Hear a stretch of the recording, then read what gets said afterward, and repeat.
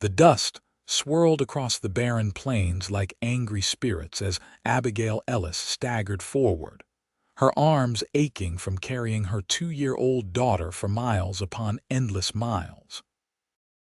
The year was 1875, and the unforgiving landscape of the Wyoming Territory stretched before her like a cruel joke, taunting her with its vastness while offering no shelter from the merciless afternoon sun. The hem of her tattered dress was caked with mud, her cracked lips bleeding, but still she pressed on, for stopping meant death for them both.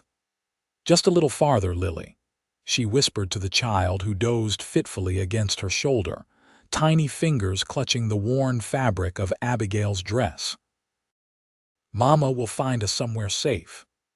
Abigail had been walking since dawn, fleeing the charred remains of the small cabin she'd called home, until raiders had descended upon it 2 days prior.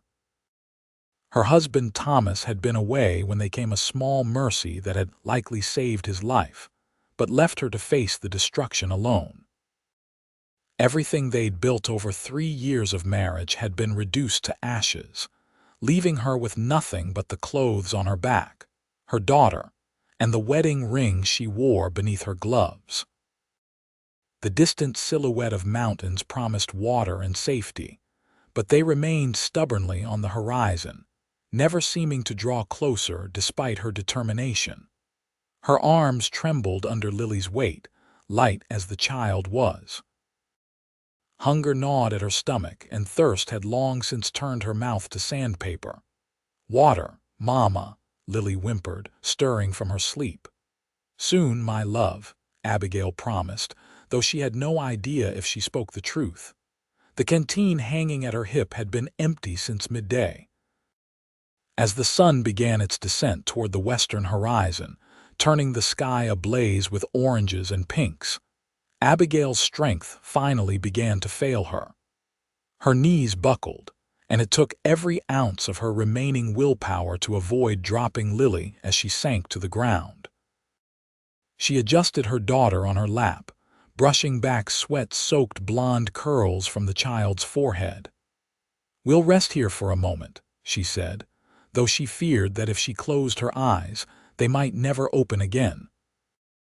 The sound of hoofbeats came so suddenly that Abigail thought she might be dreaming. She turned her head toward the noise, squinting against the setting sun to make out the approaching rider. Her hand instinctively tightened around Lily as fear surged through her veins. Out here, strangers could mean salvation or death, and she had encountered too much of the latter lately to trust easily. The rider slowed his horse as he approached, and Abigail could make out the broad shoulders and strong profile of a man silhouetted against the golden sky. He wore a wide-brimmed hat that cast shadows across his face, but even in her exhausted state, she could tell he was watching her carefully. "Madam," he called out, his voice deep and cautious.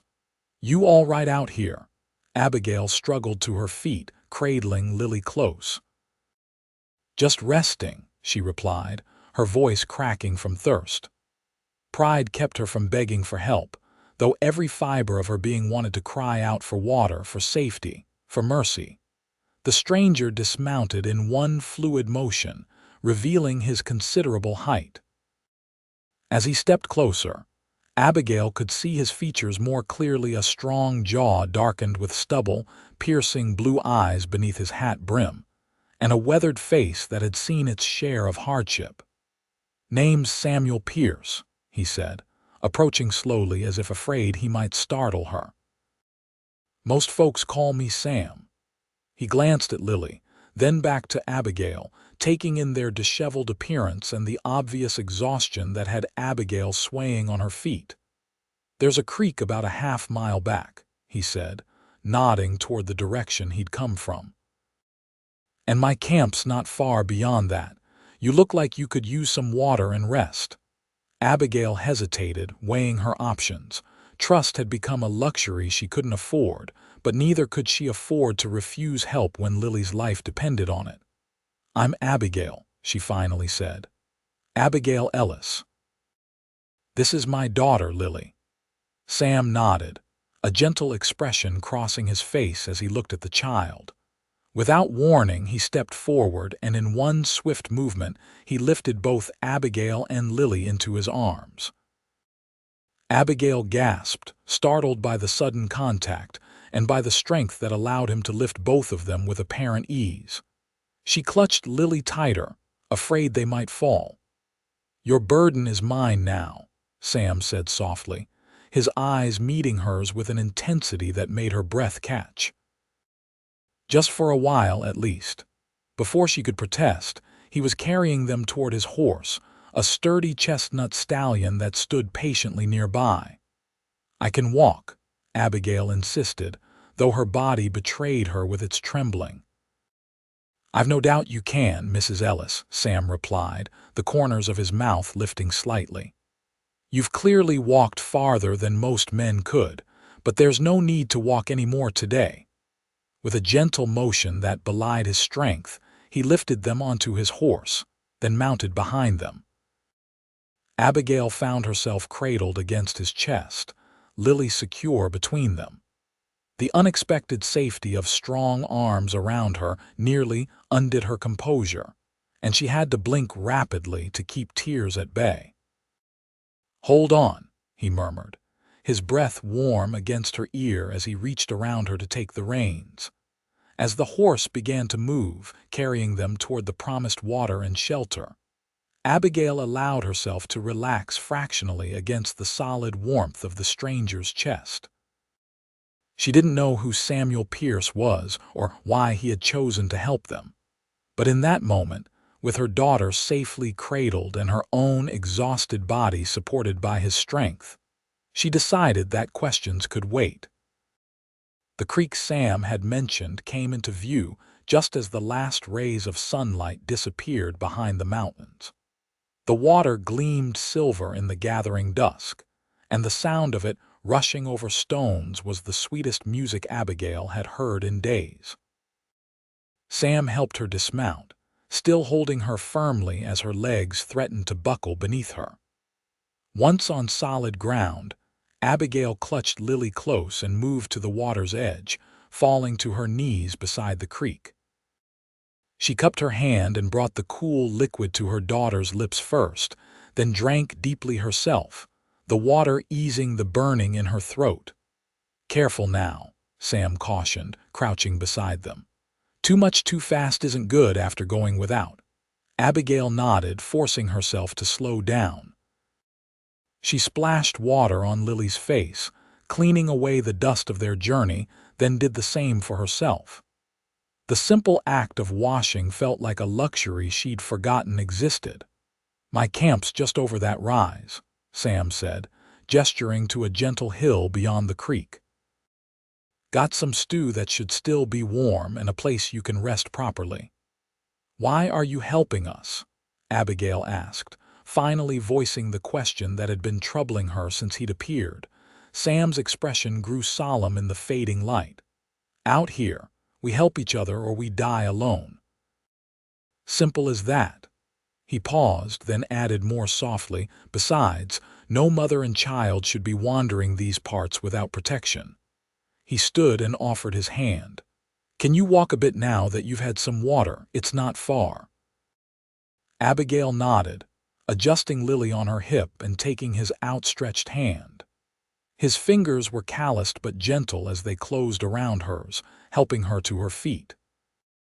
Once standing, she expected him to release her, but he maintained his hold, offering support as they crossed the creek on stepping stones.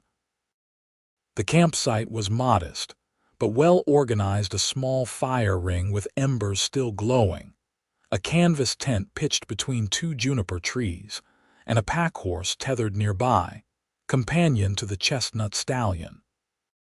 Sam immediately set about rekindling the fire, adding small branches until flames danced upward, casting a warm glow over the camp. "Sit," he said, gesturing to a bedroll spread near the fire. "Rest while I see to the horses and get you both some food." Too exhausted to argue, Abigail settled on the offered bedroll, positioning Lily in her lap, The child was more alert now, her blue eyes wide as she took in their new surroundings. "Nice man," Lily said quietly, pointing at Sam as he unsaddled his horse. "Yes," Abigail agreed cautiously. "He seems to be." Sam returned with a metal pot that he placed at the edge of the fire. "It's not much, just rabbit stew, but it's hot and filling." He produced 2 tin cups and filled them, passing one to Abigail and setting the other aside to cool for Lily.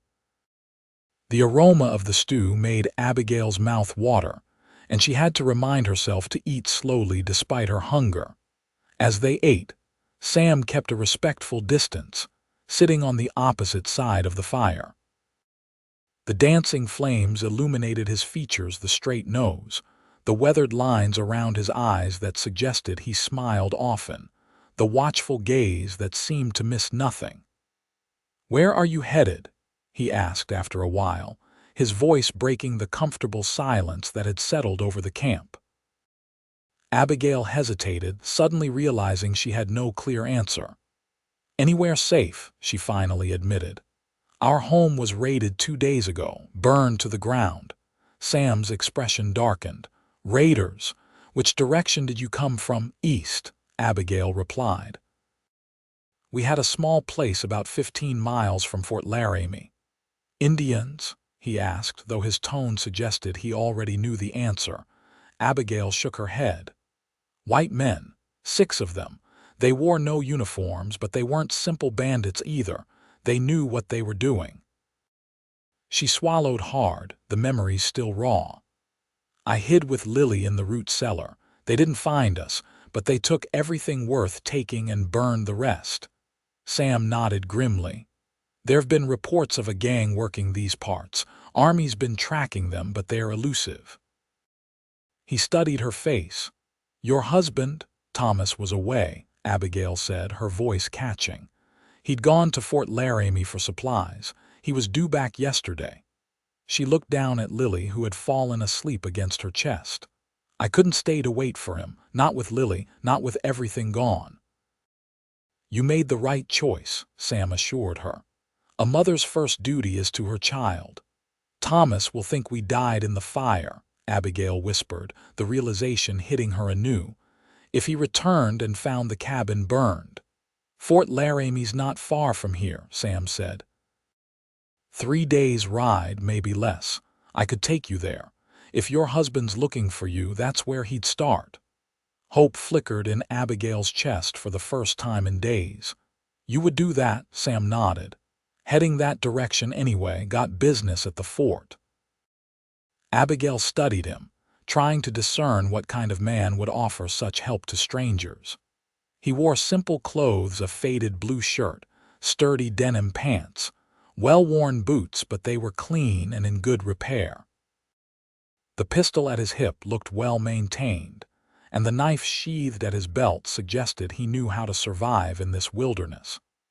But it was his eyes that gave her the most comfort, clear and direct, with none of the shifty evasiveness she'd learned to associate with men of ill intent. "Thank you," she said simply. "We don't have much to offer in return." Sam waved away her words. "Not looking for payment, Mrs. Ellis, just doing what needs doing." "Abigail," she corrected him.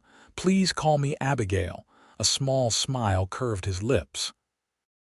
"Abigail," he repeated, the name sounding different in his deep voice. He stood abruptly, moving to the tent. "You and the little one take the tent tonight. I'll sleep out here by the fire." "We couldn't possibly." "You can and you will," Sam interrupted, his tone gentle but firm. "You need proper rest, both of you.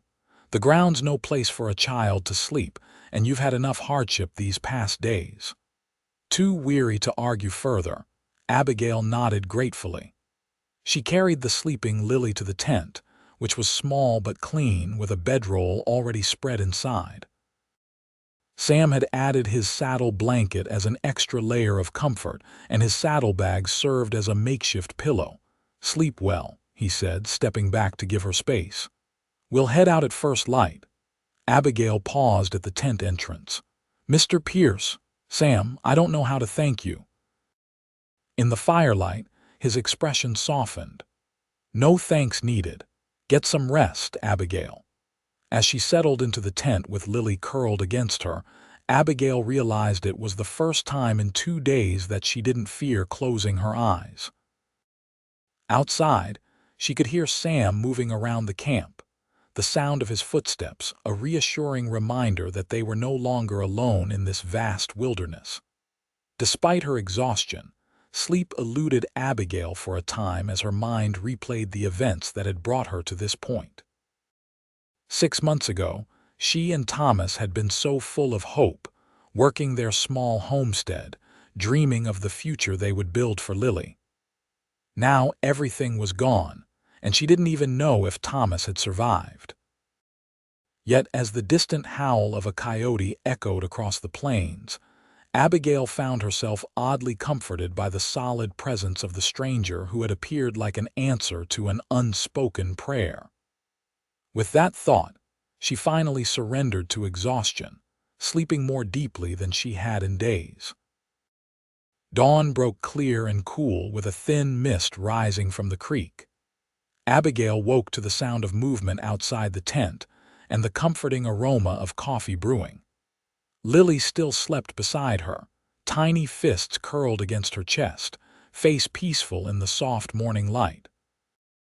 Carefully, Abigail extricated herself and stepped outside. Sam was crouched by the fire, tending to a small pot. He glanced up at her approach, and something in his expression made her suddenly conscious of her disheveled appearance. "Morning," he said, his voice rough with sleep. "Coffee's almost ready. Not much for breakfast, I'm afraid, just some hardtack and jerky.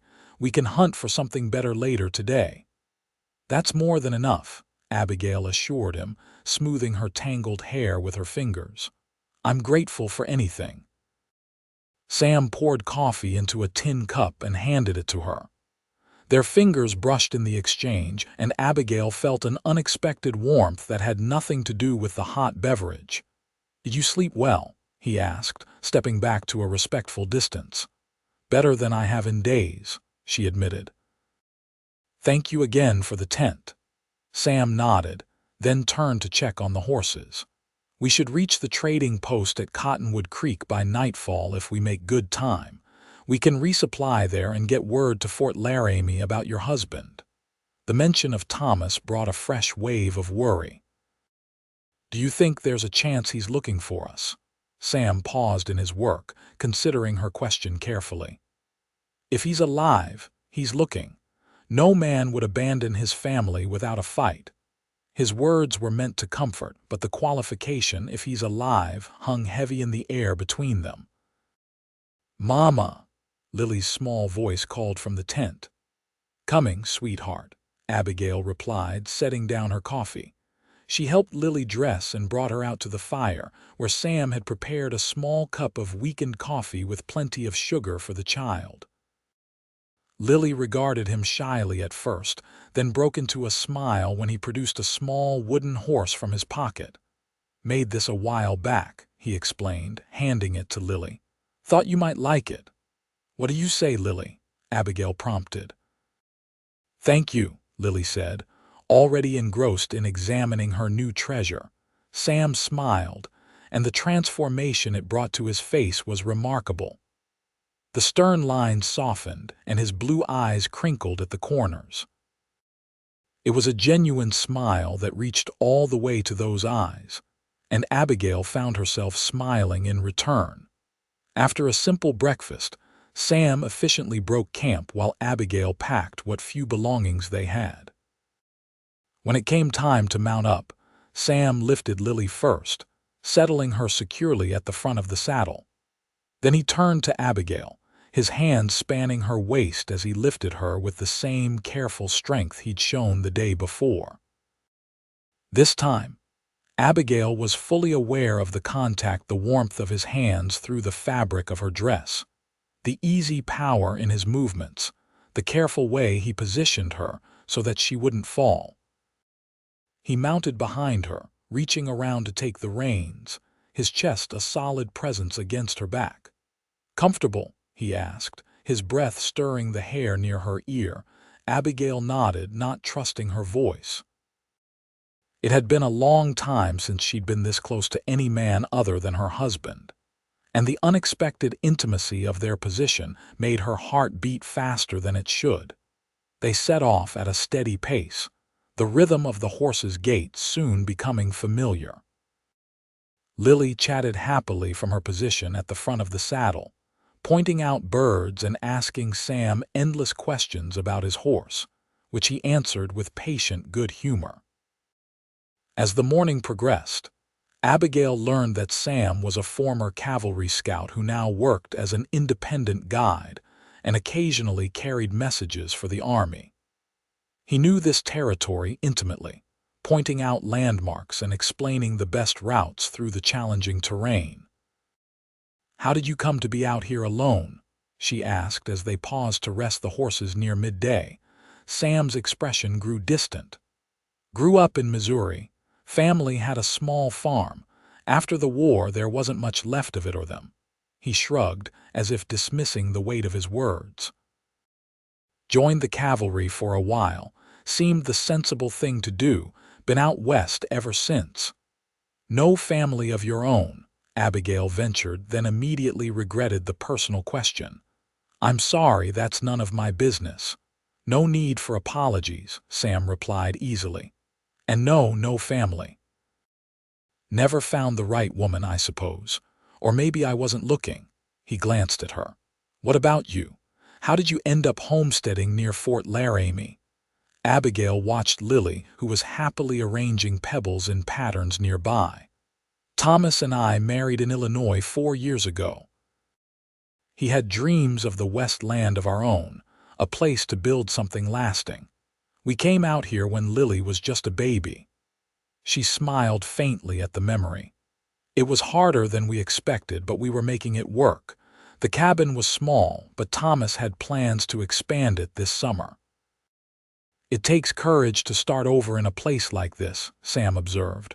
"Or foolishness," Abigail said softly. "I sometimes wonder if I was right to agree to come, if we'd stayed in Illinois." "Can't live on ifs," Sam interrupted gently.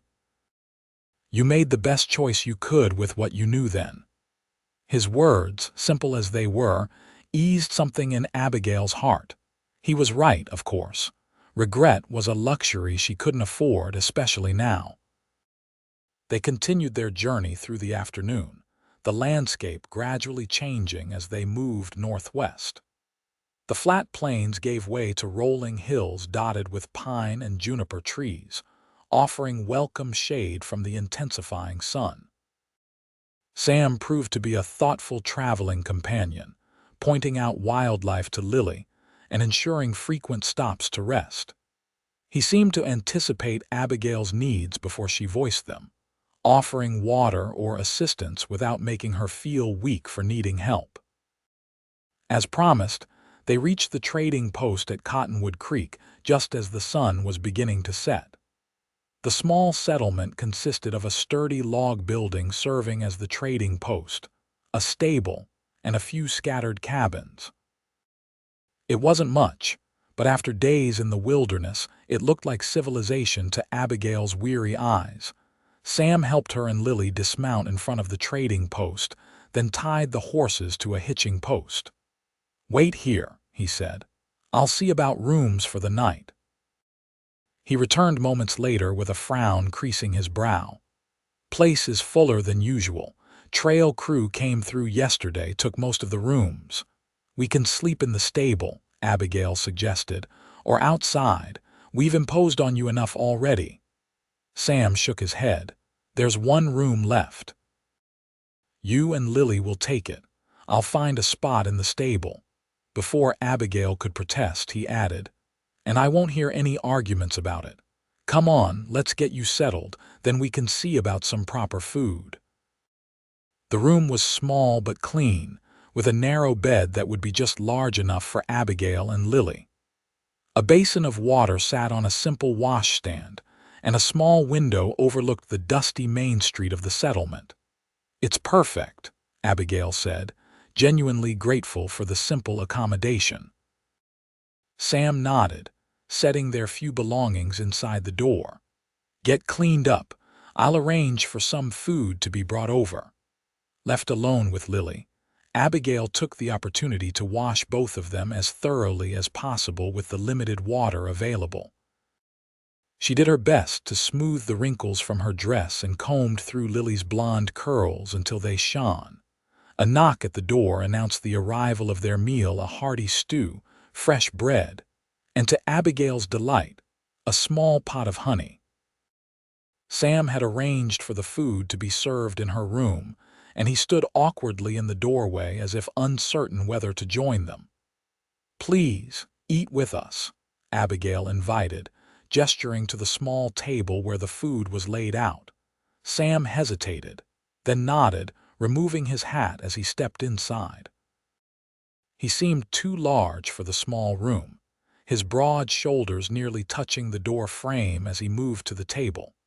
They ate in companionable silence for a time, both adults watching with amusement as Lily devoured her bread and honey with enthusiastic messiness.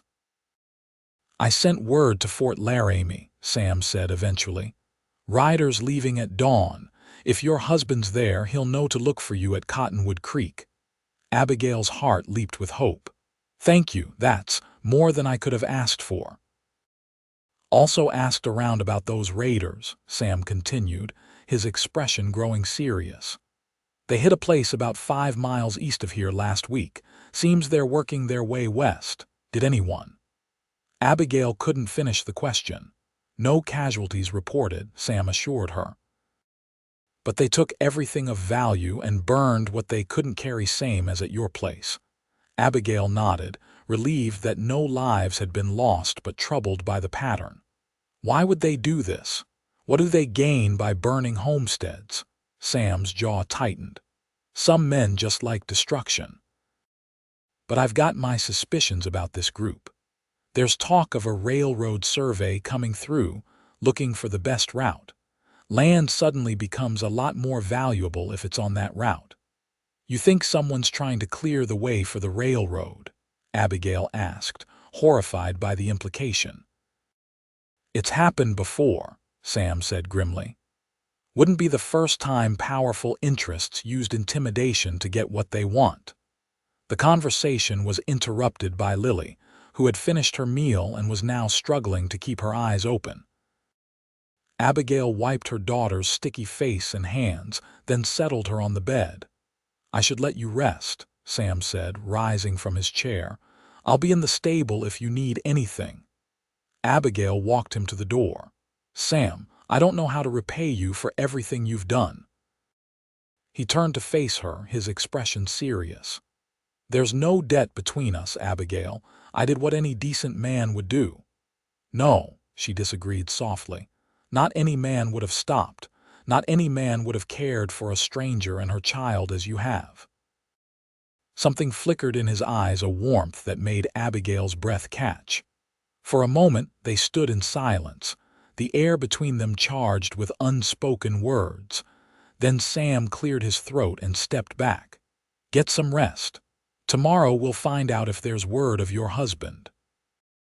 After he left, Abigail lay beside Lily in the narrow bed, listening to the unfamiliar sounds of the settlement, distant laughter from what must be a saloon, the occasional whinny of horses, the creak of the building settling for the night. Her thoughts turned to Thomas as they had countless times over the past days. She pictured his kind face, his gentle hands that had built their cabin and cradled Lily with equal care. If he was alive, he would be searching for them. If he was alive, they might yet rebuild what they had lost. Yet as sleep claimed her, it was Sam's face that appeared in her mind, those blue eyes that missed nothing, the rare smile that transformed his features, the strength that had carried both her and Lily when she could go no further.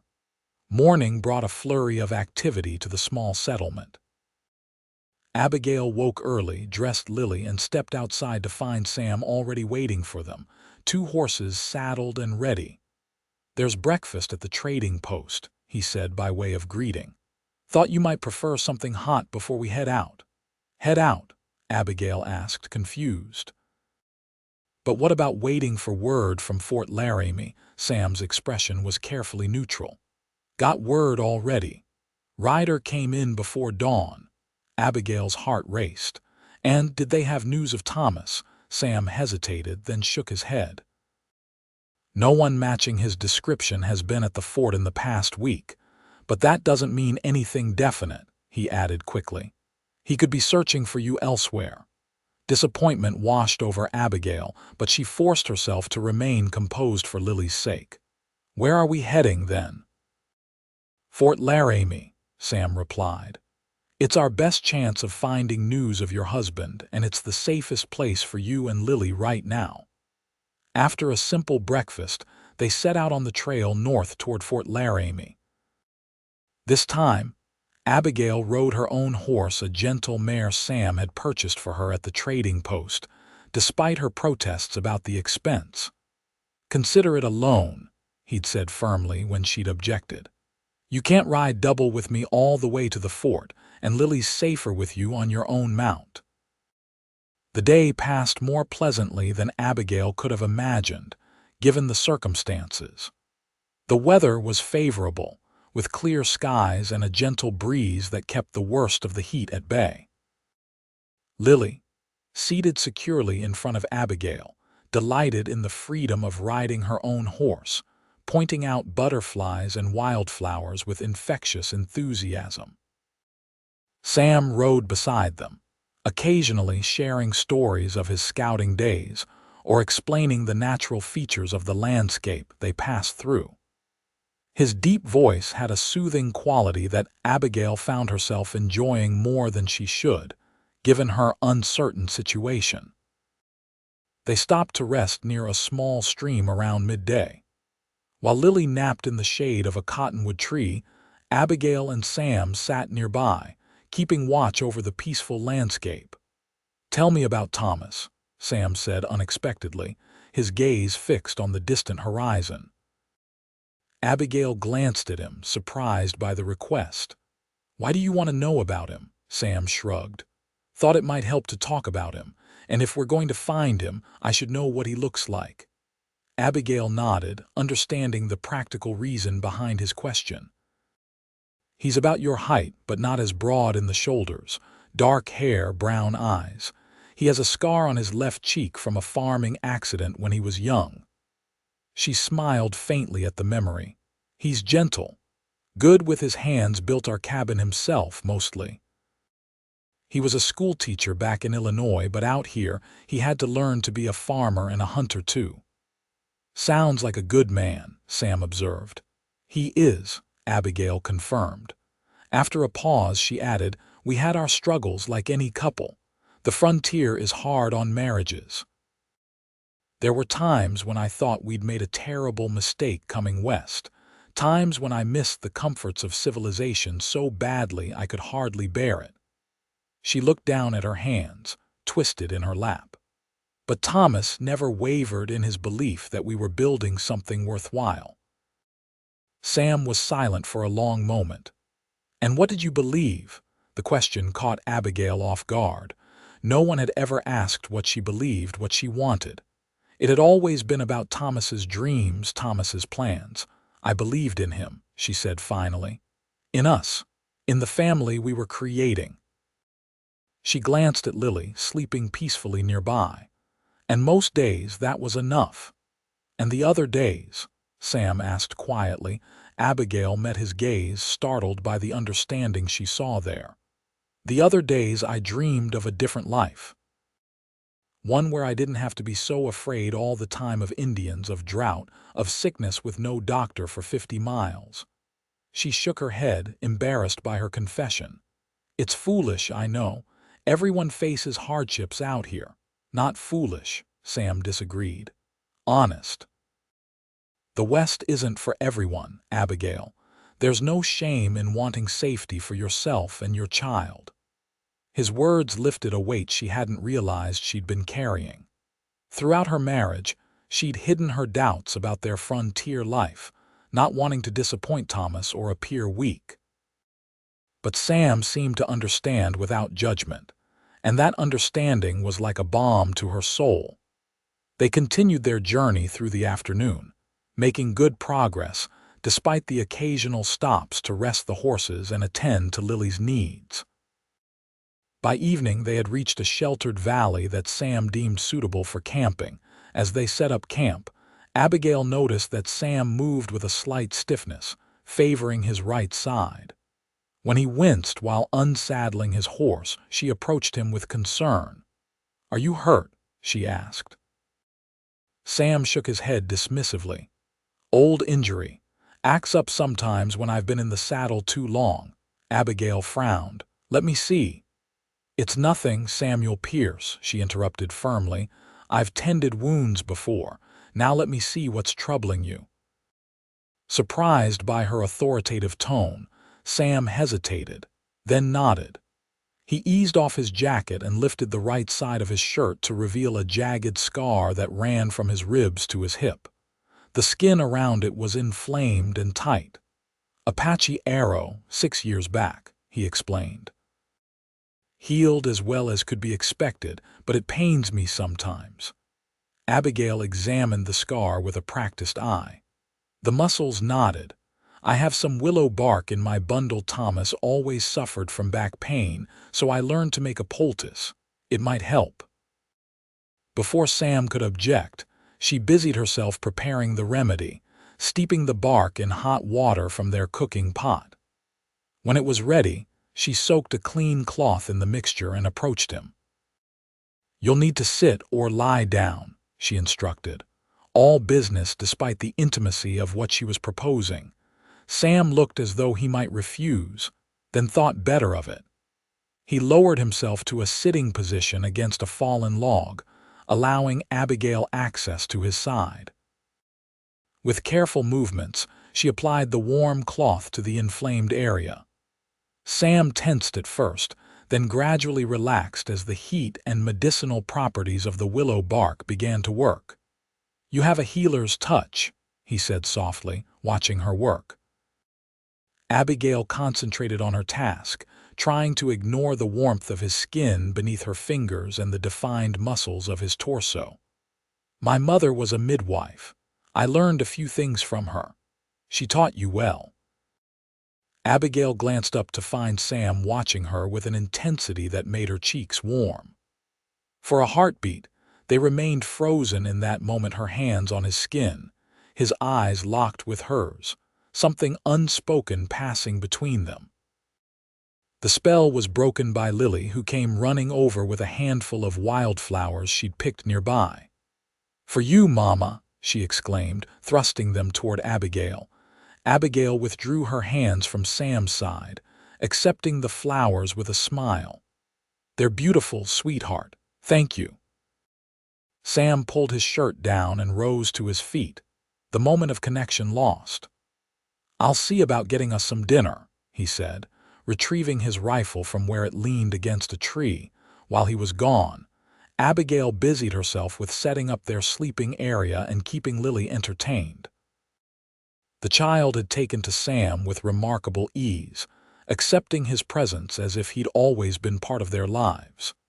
It worried Abigail sometimes what would happen when they found Thomas.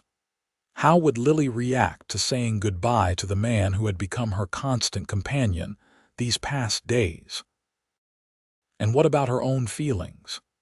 Abigail pushed the troubling thought aside as Sam returned with 2 rabbits for their dinner. The evening passed pleasantly as they ate by the campfire. Sam told Lily a story about a clever fox that made her giggle with delight, and for a brief time, the uncertainties of their situation faded into the background. In that moment, they might have been any family enjoying an evening together in the wilderness. As Lily's eyelids grew heavy, Abigail prepared her for sleep, settling her in the small tent Sam had pitched for them. When she emerged, she found Sam staring into the fire, his expression distant. "Penny for your thoughts," she said, settling beside him. Sam glanced at her, a half-smile curving his lips. "Not sure they're worth that much." "Try me," Abigail encouraged. He poked at the fire with a stick, sending sparks dancing upward. Was just thinking about choices, the ones that lead us to where we end up. Philosophical tonight, Abigail observed. Maybe. He was silent for a moment, then continued. 6 days ago, I was heading to Fort Laramie on a simple message run. Nothing unusual about it. Then I decided to take the western route instead of my usual trail. He looked at her directly now. If I hadn't made that choice, I wouldn't have found you and Lily. The implication hung in the air between them that something as simple as choosing one path over another had brought them together. It felt like more than chance, yet Abigail was afraid to name what it might be instead. I'm grateful you did, she said simply. Sam nodded, turning back to the fire. Get some rest, Abigail. We've got another long day tomorrow. She rose to go to the tent, then paused. Thank you, Sam, not just for finding us, but for everything since. His eyes, reflecting the firelight, met hers. You don't need to thank me. I know, she replied softly, but I want to. That night, lying beside Lily in the small tent, Abigail found sleep elusive. Her thoughts were a confused tangle of worry for Thomas, uncertainty about their future, and increasingly, awareness of Sam pierce his strength, his kindness, the way his rare smiles transformed his face. What kind of woman was she, to be thinking of another man when her husband might be searching desperately for her? Yet she couldn't deny the connection that had formed between her and Sam over these few days, a connection born of shared hardship and mutual respect. Morning came too quickly, dawning clear and promising another hot day. They broke camp efficiently and were on the trail before the sun had fully cleared the eastern horizon. Sam estimated they would reach Fort Laramie by evening if they maintained a steady pace. The day grew increasingly warm as they rode, and by midday, the heat was oppressive. They stopped near a stand of cottonwoods that offered welcome shade, and Sam suggested they rest through the hottest part of the day before continuing. While Lily napped, Abigail ventured to a small stream that ran nearby to wash her face and refill their canteens. She was crouched by the water when she heard a twig snap behind her. Turning quickly, she expected to see Sam, but instead found herself facing a stranger, a rough-looking man with a scraggly beard and cold eyes. Well now, he drawled, looking her up and down in a way that made her skin crawl. What have we here? Abigail stood slowly, her heart racing. My companions are just through those trees, she said, trying to keep her voice steady. The man grinned, revealing tobacco-stained teeth. Don't see nobody but you, lady. A second man emerged from the brush, equally disheveled and menacing. Pretty little thing, ain't she, Joe? Abigail took a step backward, her mind racing. Sam and Lily were only a short distance away, but would he hear if she called out? My husband is waiting for me, she lied, hoping to deter them. The first man, Joe, laughed. Funny, we been watching you for a while, ain't see no husband. Just you, a kid, and some fella who don't look like he belongs with you. Cold fear gripped Abigail as she realized they must have been following them, perhaps since Cottonwood Creek. What do you want? Well now, that depends, Joe replied, taking a step closer. Could be we want your horses. Could be we want whatever valuables you got. Could be we want other things. The second man sniggered, and Abigail felt sick with fear. She opened her mouth to scream for Sam, but before she could make a sound, the crack of a rifle shot split the air. Both men whirled toward the sound. Sam stood at the edge of the trees, his rifle aimed steadily at them. Step away from the lady, he said, his voice cold and hard in a way Abigail had never heard before. Now, mister, we was just being friendly, Joe protested, though he took a hasty step back. I saw what kind of friendly you were being, Sam replied. And I'm not feeling particularly friendly myself right now. So you've got two choices: leave now and keep riding, or find out how good a shot I am. The two men exchanged glances, clearly assessing their odds. Sam worked the lever of his rifle, chambering another round with a decisive click that echoed in the sudden silence. "We're going," Joe muttered, backing away. "No need to get riled up." "Wise choice," Sam said. "And if I see either of you again, I won't waste time with warnings." The men retreated hastily, disappearing into the brush. Sam kept his rifle trained on the spot where they'd vanished until the sound of their horses faded in the distance. Only then did he lower his weapon and turn to Abigail. "Are you all right? Did they hurt you?" Abigail shook her head, suddenly trembling as the danger passed and reaction set in. "They didn't touch me. You came in time." Sam closed the distance between them in 3 long strides, his free hand grasping her shoulder as his eyes searched her face. "I shouldn't have let you come down here alone. You couldn't have known," Abigail said, still shaking. Without warning, Sam pulled her against his chest, his arm wrapping around her shoulders. "When I saw them standing over you, I thought." He didn't finish the sentence, but his grip tightened. Abigail allowed herself to lean into his strength just for a moment. The steady beat of his heart against her ear was reassuring, grounding her after the frightening encounter. "We should get back to Lily," she said after a moment, reluctantly pulling away. Sam nodded, his expression grim. "We'll leave now. Those two might have friends nearby, and I'd rather not find out." They returned to find Lily still sleeping peacefully, unaware of the danger that had threatened.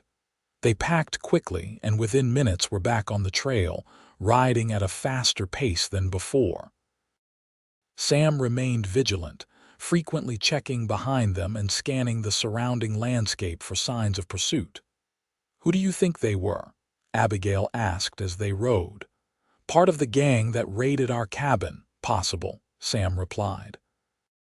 "Or just opportunists who saw a woman they thought was vulnerable.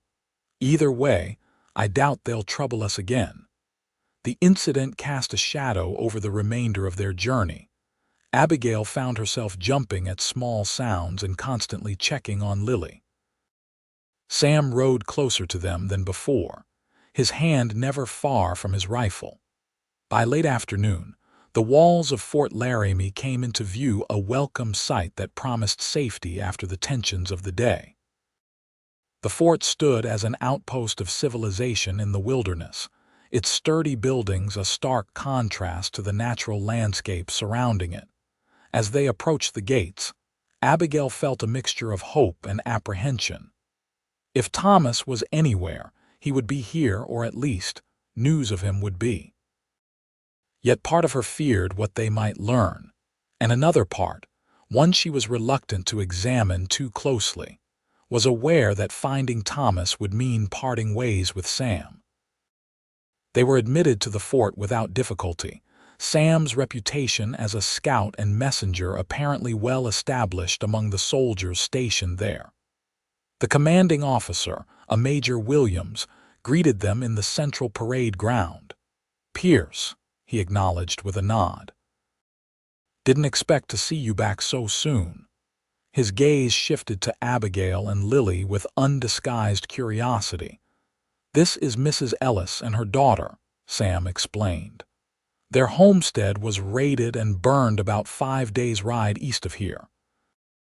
We're hoping her husband might have come this way looking for them." Major Williams's expression grew serious. "Ellis, you say? Thomas Ellis?" Abigail's heart leaped. "Yes, that's my husband. Have you seen him?" The major nodded slowly. "He was here, madam. Arrived 3 days ago in pretty rough shape. Said raiders had burned his place and he feared his wife and child were dead." "He's alive," Abigail whispered, relief washing over her. "Where is he now?" A shadow crossed the major's face. "That's the thing, madam. He joined a party of men heading out to hunt down the raiders. Left yesterday at dawn." The news hit Abigail like a physical blow. Thomas was alive, but once again they had missed each other by a matter of hours. "When will they return?" she asked, struggling to keep her voice steady. Hard to say, the major replied. They were tracking the gang toward the Bighorn Mountains. Could be a week, could be longer. Sam stepped forward. Mrs. Ellis and her daughter need accommodations while they wait, and protection. We had trouble on the trail. Major Williams nodded. Of course. We can arrange quarters for them. He turned to Abigail. You'll be safe here, madam, and we'll send word to your husband as soon as possible. The reality of the situation settled over Abigail as they were shown to the quarters assigned to them, a small but comfortable room in the officers' section of the fort. Lily, excited by the new surroundings and the presence of soldiers, chattered happily as they settled in, but Abigail's thoughts were elsewhere. Thomas was alive. The knowledge should have brought nothing but joy. Yet it was complicated by the realization that they faced more days of separation and uncertainty. And there was Sam. What would happen now? That question was answered sooner than she expected. After ensuring they were comfortably settled, Sam lingered at the door of their quarters. Major Williams has asked me to join the party tracking the raiders, he said without preamble. I'll be leaving at first light. Abigail stared at him, absorbing the implications. You're going after Thomas. Sam nodded. The major thinks I can help them. I know the territory better than most. When will you return? The question slipped out before Abigail could consider its presumption. A fleeting expression crossed Sam's face, something like regret, quickly masked. Can't say for certain. Depends on how the tracking goes. Abigail nodded, fighting an unexpected sense of loss. Of course, you've already done more than enough for us. Sam took a step toward her, then seemed to think better of it and stopped. You and Lily will be safe here until your husband returns. The fort's well protected, and the major has assigned a soldier to look out for you specifically. Thank you, Abigail said softly, for everything. Sam's gaze held hers for a long moment. Take care of yourself, Abigail, and Lily too. Then he was gone, the door closing quietly behind him. Abigail stood motionless, a strange hollowness expanding in her chest. It was ridiculous to feel this way. Sam had been part of their lives for less than a week, yet his absence already felt like a physical ache. Where's Sam going, Mama? Lily asked, looking up from the wooden horse he had given her. Abigail knelt beside her daughter, smoothing back her curls. He's going to find Papa for us. Lily's face brightened. Papa's coming back. Yes, sweetheart, Abigail assured her, forcing a smile. Soon we'll all be together again. That night, lying awake in the unfamiliar room, Abigail tried to sort through her confused emotions. She should be focusing on Thomas, on the miracle of his survival and their eventual reunion. Instead, her thoughts kept returning to Sam, his quiet strength, his unexpected gentleness with Lily, the way his rare smiles transformed his face.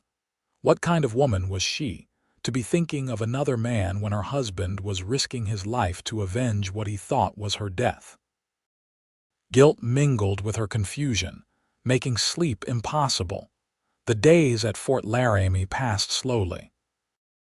Abigail and Lily settled into a routine of sorts, taking meals in the officers' mess, and spending their days exploring the fort under the watchful eye of Private Jenkins, the young soldier assigned to their protection.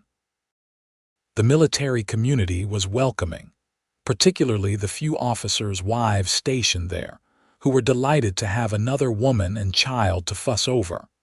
A week passed with no word from either Thomas or the tracking party. Abigail tried to keep her spirits up for Lily's sake, but as each day ended without news, anxiety gnawed at her. Had something happened to the tracking party? Were Thomas and Sam in danger? On the 8th day, as Abigail was helping Lily practice her letters in their quarters, a commotion outside drew her attention. The sound of horses and men's voices filtered through the open window, and Lily abandoned her slate to rush to the door. Is it Papa? she asked excitedly. "Let's see," Abigail replied, her heart racing as she followed Lily outside. The central parade ground was filled with returning riders, dusty and weary from the trail. Abigail scanned the faces anxiously, looking for Thomas or Sam among them. It took her a moment to spot them, Thomas dismounting near the officers' quarters, Sam a few feet away, helping a wounded man from his horse. "Thomas," she called, her voice breaking with emotion. He turned at the sound, his face freezing in disbelief as he saw her. For a heartbeat, he stood motionless, as if afraid she might vanish if he moved. Then he was running toward her, and Abigail found herself swept into an embrace so tight it nearly robbed her of breath. "Abigail," he whispered against her hair. "My God, you're alive. You're both alive." Lily tugged at his leg, and Thomas dropped to his knees, gathering his daughter into his arms with a sob that tore at Abigail's heart. "My little girl," he murmured, pressing kisses to Lily's face as she giggled and patted his beard. Over Thomas's shoulder, Abigail caught sight of Sam watching them from a distance. Their eyes met briefly before he turned away, leading his horse toward the stables. The reunion with Thomas was everything it should have been: emotional, joyful, a miracle after days of uncertainty and fear. As they returned to their quarters, Thomas couldn't stop touching them, as if to reassure himself that they were truly there. He listened in horror as Abigail recounted the raid on their cabin and their desperate flight across the plains. "When I returned and found the cabin burned, I thought I'd lost you both," he said, his voice rough with emotion. "I've never known such despair." "We were fortunate," Abigail replied, "if Sam hadn't found us when he did." Thomas nodded, his expression solemn. "Pierce told me how he found you." "I owe him a debt I can never repay. He saved us," Abigail agreed softly. "More than once," Thomas added. "He's a remarkable man. On the trail, tracking those raiders, he was tireless. Even when the rest of us were ready to give up, he insisted we continue." Thomas shook his head in admiration. "And he was right. We found them yesterday. 3 of the 6, at least." "You caught them?" Abigail asked, a chill running through her at the thought of confronting the men who had destroyed their home. Thomas's expression hardened. "They won't be troubling anyone else." "There was a fight when we tried to take them in. 2 died. The 3rd is wounded but will stand trial." Abigail nodded, unable to feel much regret for the fate of men who had caused so much suffering. "And the others, still out there somewhere," Thomas replied. "But with their gang broken, they may move on to easier territory." That evening, the officers of the fort hosted a small celebration in honor of the successful mission and the Ellis family's reunion. The mess hall was transformed with extra lanterns, and what decorations could be managed in such a remote outpost? Abigail wore her one good dress, carefully unpacked from the bundle she'd carried from their burning cabin, and Thomas had borrowed a clean shirt from one of the officers. Sam arrived late, freshly shaved and wearing a dark coat that Abigail had never seen before. He moved through the gathering with quiet reserve, accepting congratulations from the other men but clearly uncomfortable with the attention. When he approached Abigail and Thomas, there was a formality to his manner that hadn't been there during their days on the trail. "Mrs. Ellis," he greeted her with a slight bow. "Mr. Ellis, I'm glad to see your family reunited." "Thanks to you," Thomas replied warmly, extending his hand. "I can never express my gratitude adequately, Pierce. You saved my family when I couldn't." Sam accepted the handshake but shook his head. "Your wife is a remarkable woman, Ellis. She kept herself and your daughter alive under circumstances that would have broken many." "I merely provided transportation." "You did far more than that," Abigail interjected, meeting Sam's gaze directly. "You gave us hope when we had none." Something flickered in Sam's eyes, a warmth quickly banked. "It was my honor to help," he said simply. Lily, who had been playing with the other children at the far end of the mess hall, spotted Sam and came running over. "Sam!" she cried, launching herself at him with complete trust that he would catch her. And he did, sweeping her up with a natural ease that brought a smile to his usually serious face. "Hello, little one. Having fun?" Lily nodded enthusiastically, then presented him with a slightly crushed wildflower. "For you," she declared, "because you found Papa for us." Sam accepted the flower with grave courtesy. "Thank you, Miss Lily. It's beautiful." The simple interaction tightened Abigail's throat with emotion.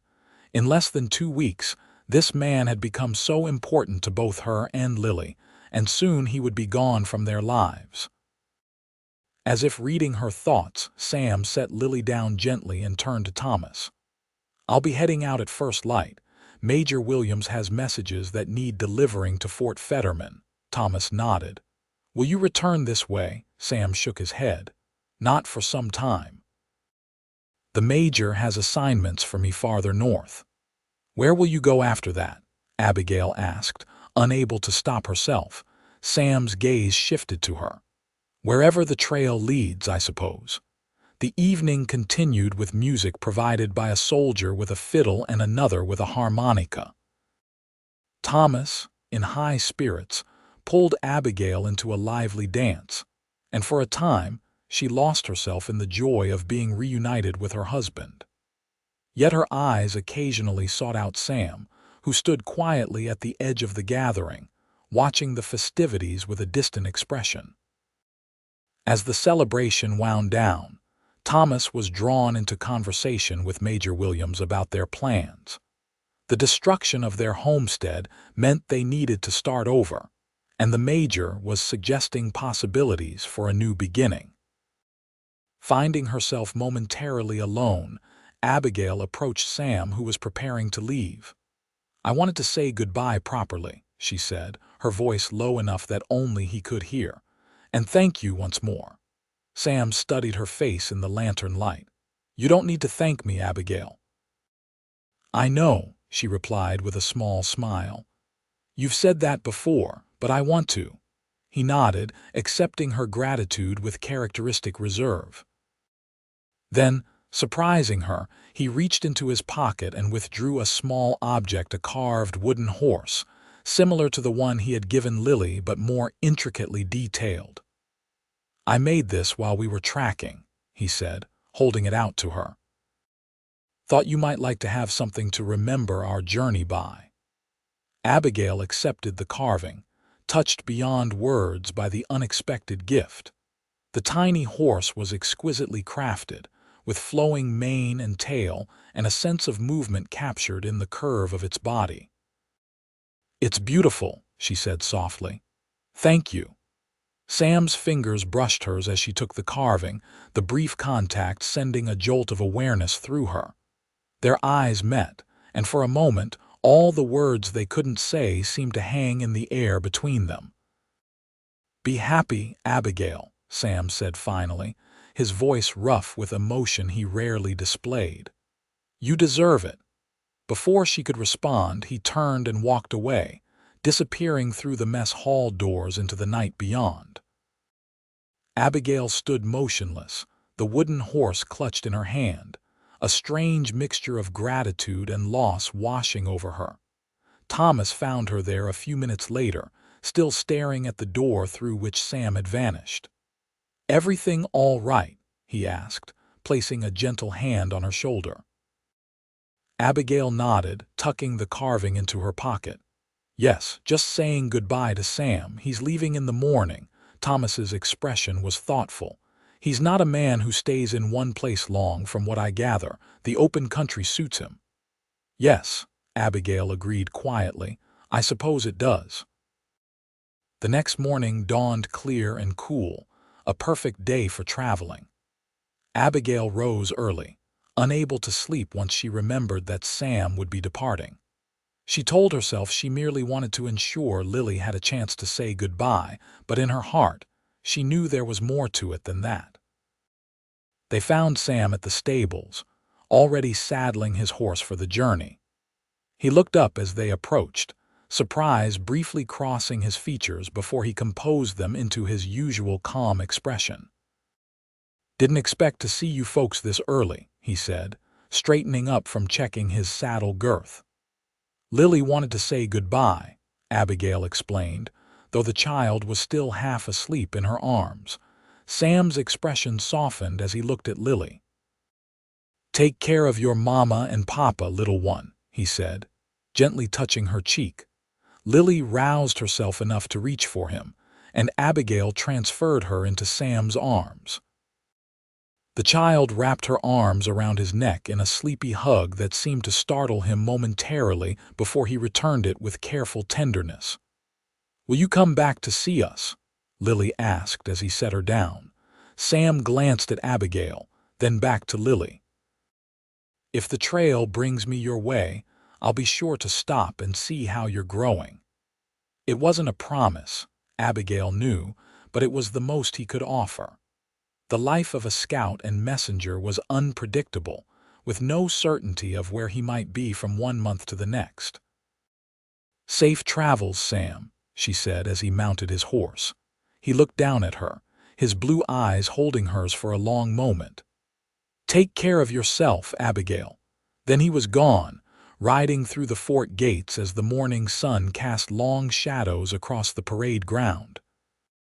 Abigail watched until he disappeared from sight, Lily's small hand clasped in hers. "He'll be back, Mama," Lily said with the simple confidence of childhood. Abigail squeezed her daughter's hand. "Perhaps he will, sweetheart." The weeks that followed were busy ones for the Ellis family. With their homestead destroyed, they faced the challenge of starting over completely. Major Williams, impressed by Thomas's education, offered him a position as clerk and unofficial schoolmaster for the children at the fort, a role that would provide them with steady income and safe housing while they decided on their next steps. Abigail found herself adapting to life at the fort with surprising ease. The community was close-knit and supportive, and she soon made friends among the officers' wives. Her skills as a healer, limited though they were, proved valuable in a place where the nearest doctor was days away, and she often assisted when soldiers returned injured from patrols.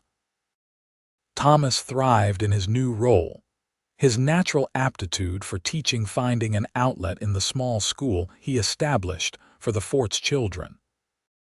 The destruction of their homestead had changed him in subtle ways. He was less driven by dreams of independence, more content with the security and community the fort provided. "Perhaps this is where we were meant to be all along," he commented one evening as they sat outside their quarters, watching Lily play with the other children in the fading light. "Not isolated on a homestead, but here, where we can be useful." Abigail nodded, seeing the wisdom in his words. The raid that had seemed like the end of everything had, in many ways, opened a door to a new beginning, one that offered advantages their remote cabin never could. Yet, despite the contentment of their new life, Abigail occasionally found herself thinking of Sam Pierce.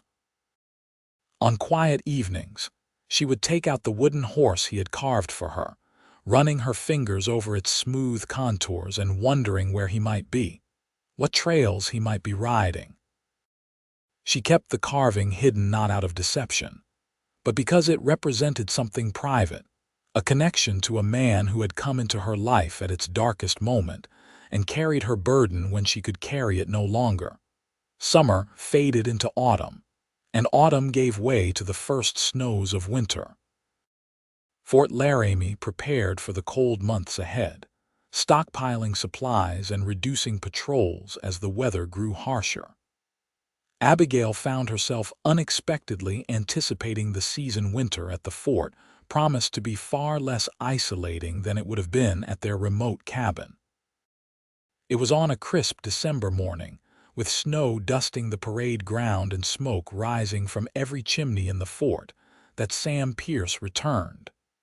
Abigail was helping Thomas organize books for the school when Lily burst into the room, her face alight with excitement.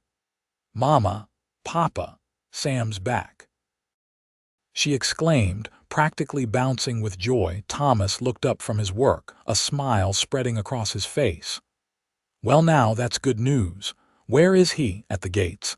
He's talking to Major Williams," Lily reported, tugging at Abigail's hand. "Come see."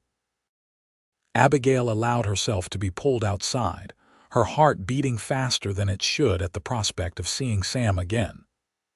Thomas followed more sedately, amused by his daughter's enthusiasm. Sam stood near the major's office, his tall figure unmistakable even from a distance. He looked much as Abigail remembered him, perhaps a bit leaner, with his beard grown slightly longer against the winter cold.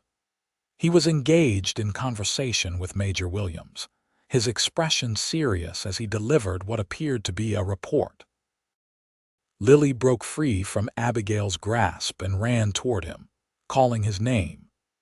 Sam turned at the sound, and the transformation that came over his face at the sight of the child running toward him was remarkable. The serious lines melted away, replaced by a genuine smile that reached his eyes. He crouched down to catch Lily as she launched herself at him, lifting her easily and spinning her around once before setting her back on her feet. "Look at you," he said, his deep voice carrying across the space between them. "You've grown since I saw you last. A whole inch." Lily informed him proudly. "Papa measured me on the wall." By then, Abigail and Thomas had reached them. Sam straightened, his gaze moving from Lily to her parents, lingering for just a moment on Abigail's face before shifting to Thomas. "Ellis," he greeted, extending his hand. "Good to see you." Thomas shook his hand warmly. "And you, Pierce, Lily's talked about you nearly every day since you left." Sam's expression softened as he glanced down at the child. "Has she now? You promised to come back," Lily reminded him seriously. "And you did." "So I did," Sam agreed, his gaze lifting to meet Abigail's. "Welcome back, Sam," she said softly, finding herself unexpectedly emotional at seeing him again. He nodded, something in his eyes suggesting he felt the same complexity of emotions.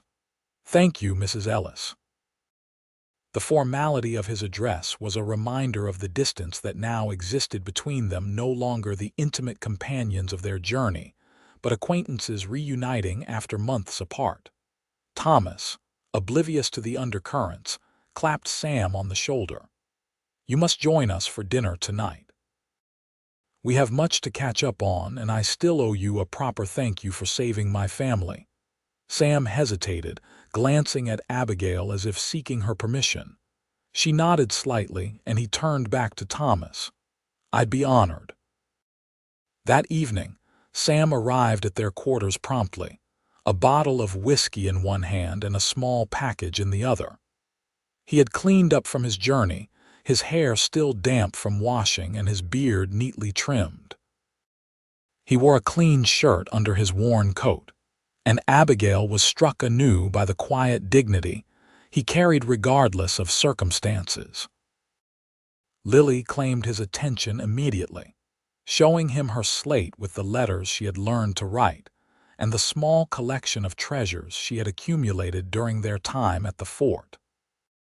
Sam listened with patient interest, treating each childish accomplishment with the seriousness it deserved in Lily's eyes.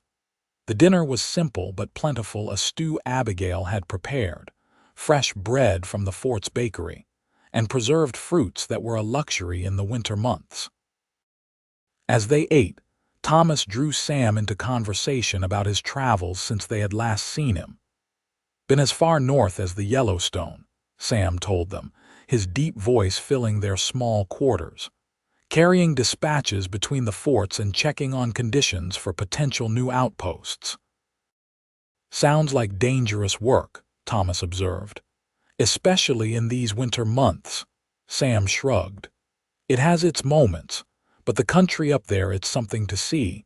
Valleys so green they hurt your eyes in summer, mountains that seem to touch the sky." Abigail, listening to his description, could almost see the landscapes he spoke of, wild, untamed places far from civilization.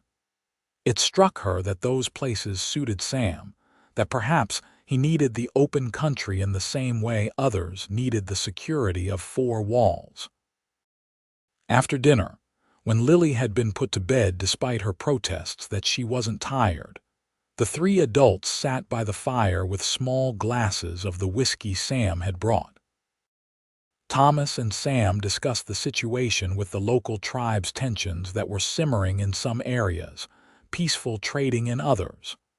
"The problem isn't the Indians," Sam said, swirling the amber liquid in his glass. "It's the promises the government makes and breaks. Hard for a man to trust when he's been lied to consistently." Thomas nodded thoughtfully. "I've come to the same conclusion working here at the fort. The broken treaties, the corruption, it's a wonder there's any peace at all." The conversation eventually turned to the Ellis family's plans for the future. Thomas explained their decision to remain at Fort Laramie indefinitely, his enthusiasm evident as he described the school he was developing and the community they had found. "It suits you," Sam observed. "Both of you," he added, glancing at Abigail. "It does," she agreed, "though sometimes I miss having land of our own." Thomas smiled fondly at her. "Perhaps someday we'll try again, but for now this is where we're meant to be." As the evening drew to a close, Sam remembered the package he had brought. "Nearly forgot," he said, retrieving it from where he had set it aside. "Something for Lily, thought she might like it." He handed the small bundle to Abigail, "for when she wakes."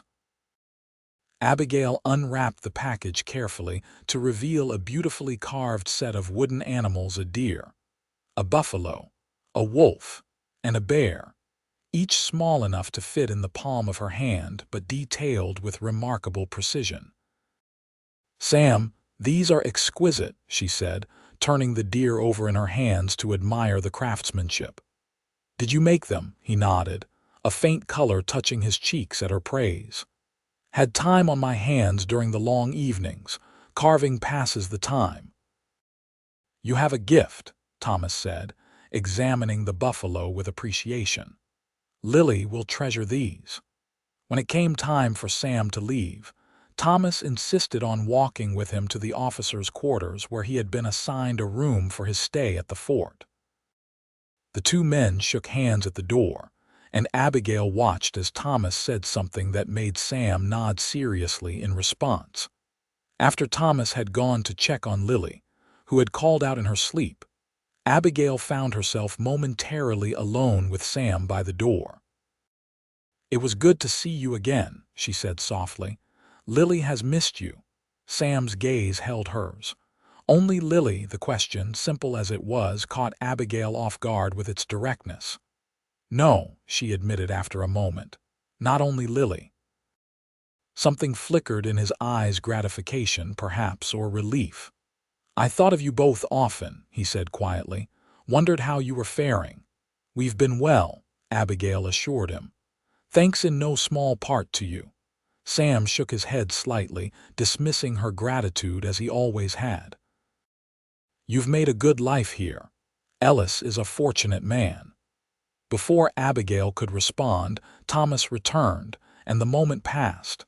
Sam took his leave with a promise to visit again before his departure, which he expected would be in a few days. Those few days stretched into a week as heavy snowfall delayed Sam's departure. He became a frequent visitor to the Ellis quarters during that time, often joining them for evening meals or spending afternoons helping Thomas with projects around the fort. Lily adored him unreservedly, proudly showing him off to her friends as our Sam, and insisting he tell her stories of his travels. Abigail found herself looking forward to his visits with an eagerness that both troubled and excited her. There was something about Sam's presence that brought a different energy to their home, a sense of the wider world beyond the fort walls, perhaps, or simply the unique quality of attention he brought to everything he did. One afternoon, while Thomas was teaching and Lily was playing with friends, Abigail encountered Sam near the stables.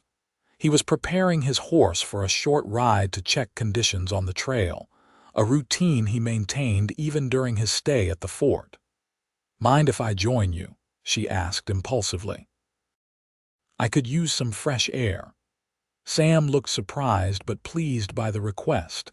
"Of course, I'll saddle a mount for you." A short while later they rode through the fort gates, the guards nodding respectfully to Sam as they passed. The day was clear and cold, the snow-covered landscape gleaming in the winter sunshine. They rode in companionable silence for a time, following a trail that led to a rise overlooking the surrounding territory. At the crest of the hill, Sam reined in his horse and dismounted, offering a hand to help Abigail down. They stood side by side, looking out over the vast expanse of white plains stretching to the horizon. "Beautiful, isn't it?" Sam said, his breath forming clouds in the cold air. Abigail nodded, wrapping her shawl more tightly around her shoulders. "In a harsh way, yes. I never appreciated how beautiful this country could be until I came west." Sam glanced at her. "Yet you missed your home in Illinois." "At first," Abigail admitted. "Everything here was so difficult, so different from what I knew. But now," she gestured at the landscape before them, "now I can't imagine being anywhere else." Sam smiled, one of his rare, genuine smiles that transformed his usually serious features. "It gets in your blood, this country. Changes you." "It does," Abigail agreed. After a moment she asked, "Will you stay at Fort Laramie long?" Sam shook his head. "No, once the trail's clear I'll be heading out again. Major Williams has dispatches for Fort Phil Kearny." Abigail nodded, trying to ignore the twinge of disappointment his words evoked.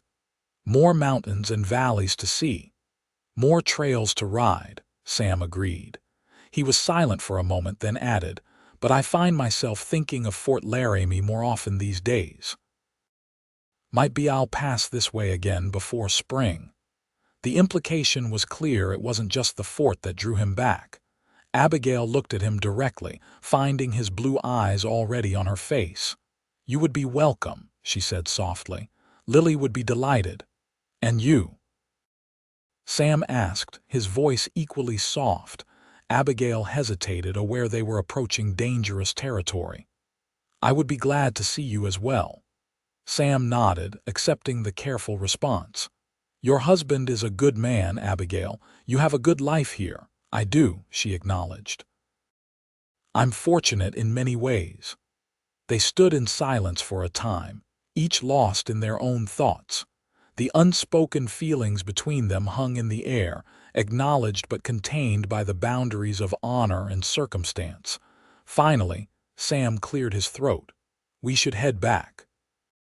The temperature will drop quickly once the sun starts to set." They rode back to the fort in the same companionable silence with which they had departed, each understanding that some things were better left unsaid.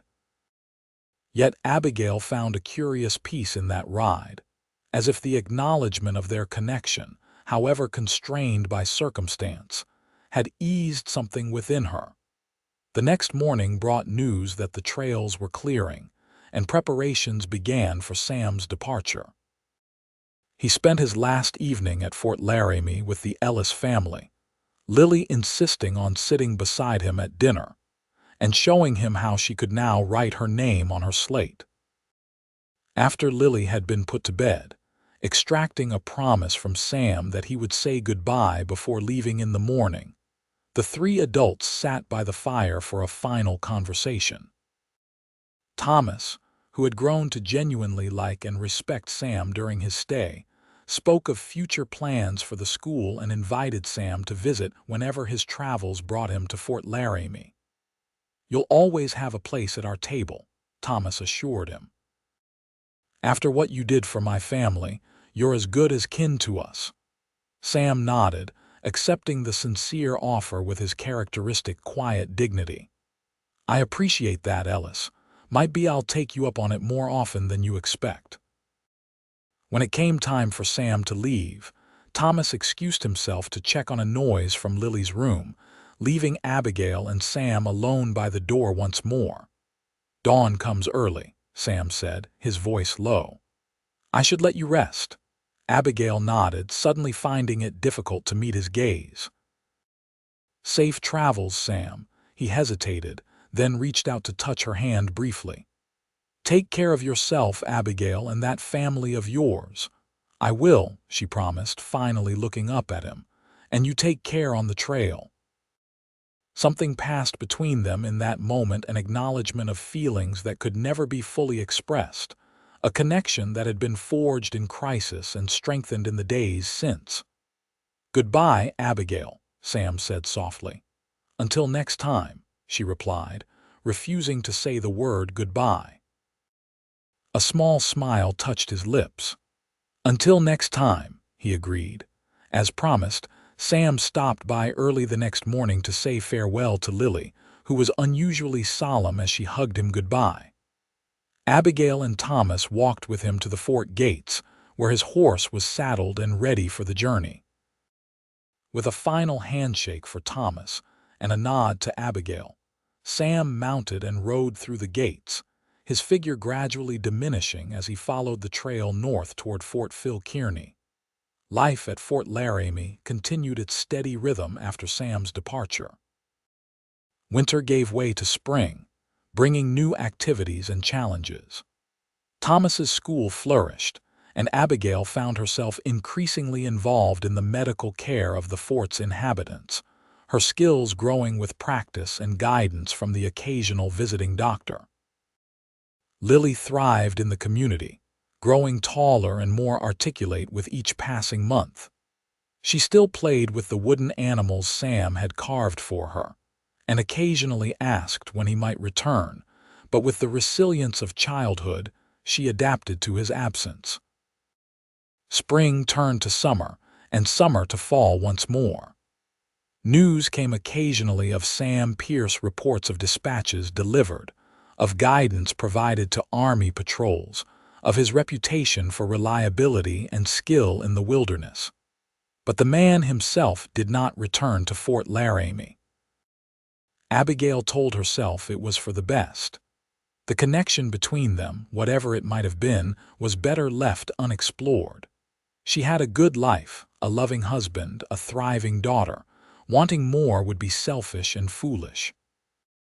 Yet sometimes, in the quiet moments before sleep, she would take out the wooden horse Sam had carved for her and remember the words he had spoken when he lifted her and Lily from the dusty trail. "Your burden is mine now." Simple words that had meant everything in that moment of desperation. It was on a crisp October day, with leaves turning gold on the cottonwoods along the river, that Major Williams summoned Thomas to his office. Abigail was tending to a soldier with a broken arm when her husband found her, his face pale and his expression troubled. "What is it?" she asked, immediately concerned. "Has something happened?" Thomas nodded, drawing her aside. "It's Pierce. He's been hurt badly from what the major says. They're bringing him in now." Abigail's heart seemed to stop for a moment before racing forward at double speed. "How? What happened?" "Ambush, apparently. He was escorting a survey party near the Bighorn Mountains when they were attacked. The others were killed, but Pierce managed to escape. He's been riding for days, wounded, to bring warning that the survey route isn't safe." "How far away is he?" Abigail asked, already mentally preparing for what might be needed. "Should be at the gates any minute. Major Williams sent out a patrol when the lookout spotted a rider approaching slowly." Thomas hesitated, then added, "The major says it doesn't look good, Abigail. Pierce has lost a lot of blood." Abigail nodded, forcing herself to think practically rather than giving in to the fear clutching at her heart. "I'll need clean water, bandages, my sewing kit for stitches, and whiskey the good kind, not the rot gut they serve at the canteen." By the time Sam was carried through the fort gates, Abigail had prepared a room in the infirmary with everything she might need. She steeled herself for what she might see, but the reality still shocked her. Sam's face was gray beneath his tan, his shirt soaked with blood from a wound in his side. He was conscious but barely, his eyes glazed with pain and exhaustion. "Abigail," he murmured when he saw her, his voice so weak she could hardly hear it. "Don't try to talk," she instructed, already cutting away his shirt to expose the wound. "Save your strength." The injury was serious, a deep knife wound to his left side that had been roughly bandaged but continued to seep blood. Infection had set in, the flesh around the wound hot and inflamed. Abigail worked methodically, cleaning the wound, preparing to stitch it closed. "This will hurt," she warned Sam as she poured whiskey over the open flesh to cleanse it. He nodded once, his jaw clenching as the alcohol burned through the wound. He made no sound as Abigail began to stitch, though sweat beaded on his forehead and his hands gripped the edges of the cot until his knuckles turned white through it all. Thomas assisted silently, handing Abigail what she needed and helping to hold Sam still when necessary. His presence was a comfort, his steady hands and calm demeanor a reminder of why she had fallen in love with him years ago. When the wound was finally closed and bandaged, Abigail turned her attention to Sam's other injuries, a gash on his forehead that also required stitches, bruises that suggested he had fallen or been beaten, and the general exhaustion of a man who had pushed himself beyond normal human endurance.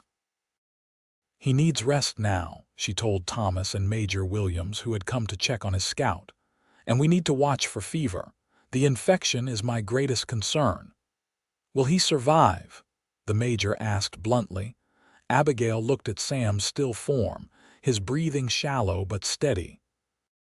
"He's strong and he's survived this long. That counts for a great deal, but the next day or two will be critical."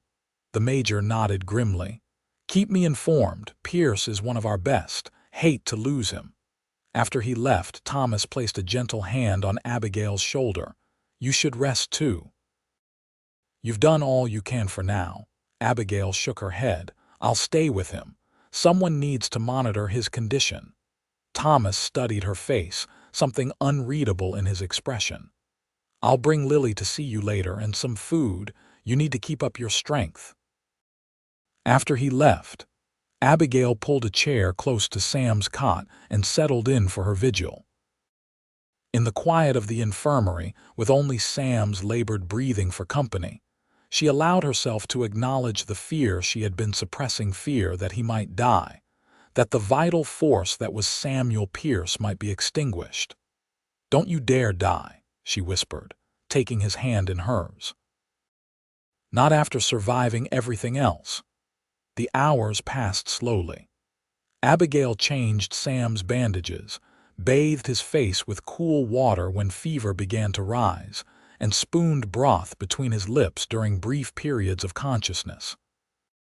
Thomas brought Lily to visit as promised, the child unusually subdued at the sight of her friend so gravely injured. "Will Sam get better?" she asked, her small face solemn. "I hope so, sweetheart," Abigail replied honestly. "We're doing everything we can to help him." Night fell and Thomas returned to the infirmary. "You need to sleep, Abigail," he said gently. "I'll watch over him for a few hours." Exhausted, Abigail reluctantly agreed. "Wake me if there's any change at all." Thomas nodded, taking the chair she vacated. "I will now go rest." Abigail returned to their quarters, checked on Lily, who was already asleep, and lay down fully clothed on their bed. Despite her exhaustion, sleep eluded her as her mind replayed the events of the day and worried over what the night might bring. When she returned to the infirmary just before dawn, she found Thomas sitting where she had left him, his expression thoughtful as he watched the wounded man. "How is he?" Abigail asked anxiously. "Fever rose for a while, then broke about an hour ago," Thomas reported. He's been restless, talking in his sleep. What did he say? Abigail asked, moving to check Sam's bandages. Thomas hesitated. Your name, mostly, and something about burdens. Abigail's hand stilled for a moment before continuing their work. He saved our lives, she said quietly. That creates a bond. Yes, Thomas agreed, his voice equally quiet. I imagine it does. The day passed with small signs of improvement. Sam's fever remained at bay, and he woke for longer periods, though he was still weak and confused at times. By evening, Abigail was cautiously optimistic that the worst had passed. You had us worried, she told Sam during one of his lucid periods, as she helped him drink some broth. Sorry about that, he replied, his voice hoarse but stronger than it had been. Didn't plan on getting stabbed.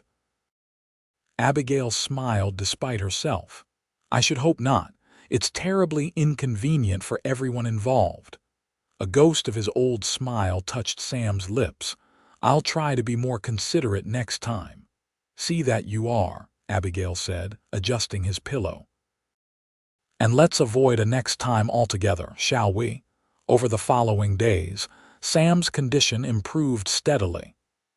The infection receded, and his strength began to return, though he remained weak and in pain from his injuries. Abigail continued to oversee his care, with Thomas and occasionally Lily helping when they could. It was during one of these visits, about a week after Sam's arrival at the fort, that Thomas observed something that changed everything. Abigail was changing Sam's bandages, her movements gentle and practiced. Sam watched her work, his expression one of complete trust, and something Thomas recognized because he had seen it in his own face when he looked at Abigail. Later that evening, after Lily had gone to bed, Thomas sat with Abigail by their fire. I need to ask you something, he said, his voice serious but not accusing. About Pierce. Abigail tensed, uncertain what was coming. What about him? Thomas met her gaze directly. Are you in love with him? The question, asked so plainly, stunned Abigail. She opened her mouth to deny it automatically, then closed it again, unwilling to lie to the man who had been her partner for so long. I don't know, she said finally, her voice barely above a whisper. I care for him deeply. I can't deny that. But I've never acted on those feelings, Thomas. I would never betray you that way. Thomas nodded slowly, accepting her honesty. I believe you, but I see the way he looks at you, Abigail, and the way you look at him when you think no one is watching. Tears filled Abigail's eyes. I'm sorry. I never meant for this to happen. I love you, Thomas. You're my husband, Lily's father. I know you love me, Thomas said gently, but I'm beginning to wonder if that's enough. What are you saying? Abigail asked, fear creeping into her voice. Thomas sighed, running a hand through his hair. I'm saying that I've had a lot of time to think since Pierce came back into our lives. About what makes a marriage work, about what we both deserve. Thomas, he held up a hand to stop her. Let me finish, please. When I thought you and Lily were dead, it nearly destroyed me. Then to find you alive, to have you back, it felt like a miracle. But the truth is, things haven't been right between us for a long time, have they? Even before the raid. Abigail couldn't deny it. Their marriage had been strained for months before the attack on their homestead, worn down by the hardships of frontier life and the gradual realization that they wanted different things from life. We've been happy here at the fort, she said, clinging to that truth. Happier, yes, Thomas agreed, but not truly happy, not in the way we should be. He reached out to take her hand. I've been offered a position teaching at a school in Denver, a real school with proper classrooms and resources. Denver, Abigail repeated, trying to absorb this unexpected news. When did this happen? The offer came last month. I've been considering it, trying to decide what's best for all of us. Thomas squeezed her hand gently. It's the opportunity I've been waiting for, Abigail, a chance to do what I'm truly meant to do. Abigail nodded slowly, understanding dawning. "You want to accept?" "I do," Thomas admitted, "but I won't go without Lily. She needs her father." The implication was clear. Thomas was suggesting a separation, one that would take their daughter with him. The thought of being parted from Lily was like a physical pain in Abigail's chest. "You would take her from me?" she asked, her voice breaking. Thomas shook his head. "No, that's not what I'm proposing. I'm suggesting that you need time to figure out what and who you truly want, and Lily needs stability while you do that." "So you're leaving me," Abigail said, the reality of the situation finally sinking in. "I'm giving you a choice," Thomas corrected gently. "Come with us to Denver, commit to our marriage fully, and we'll make a new start together. Or stay here, see if what you feel for Pierce is real and lasting, and we'll figure out an arrangement for Lily that works for everyone."